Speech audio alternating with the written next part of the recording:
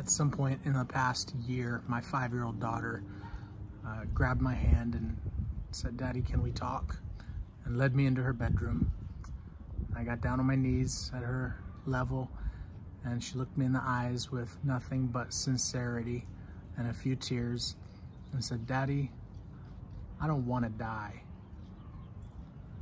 We've had some version of that conversation at least once a month ever since then, because even at 5 years old, my little girl has learned something that we all learn at a young age, and that is that there is a great enemy of all mankind, the enemy of death.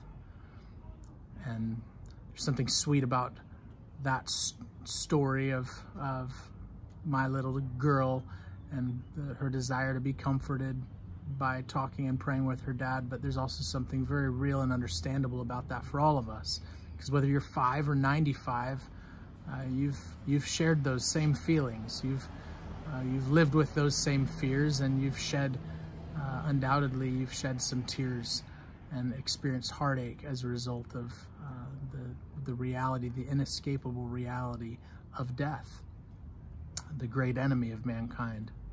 I want to read a few words from Hebrews 2 that give us some beautiful gospel assurances about the work of Christ that we're celebrating this week as Good Friday and Easter approach.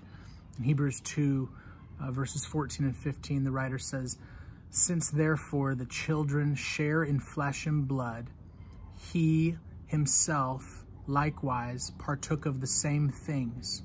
In other words, since we share in flesh and blood, people, human race, Jesus himself took on a body. The Word became flesh and dwelt among us. And he did that so that through death, he might destroy the one who has the power of death, that is, the devil, and to deliver all those who through fear of death were subject to lifelong slavery.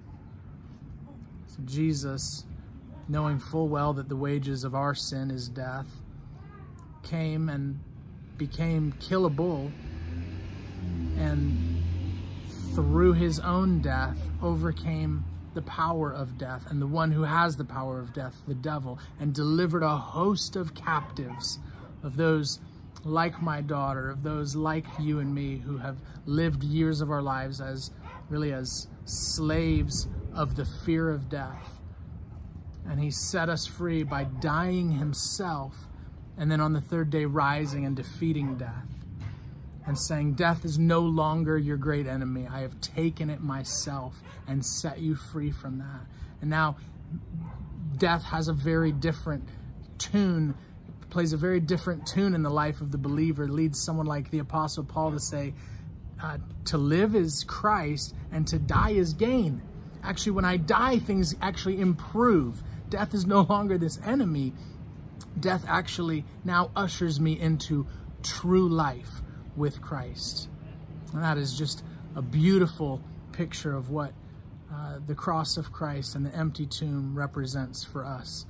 So as we approach Good Friday and Easter Sunday, let's set our minds there on the fact that our Savior took on death, overcame it, to release us from slavery to living in fear of death. I love having that conversation with my daughter, partly because I love reassuring her of the love of Jesus, but I also love it because I love reminding myself, because I need to be reminded of the good news of what Jesus has accomplished. I need to sing with my whole heart, "Death, where is your sting? Grave, where is your victory? Jesus is alive." I hope that's your song this week as well.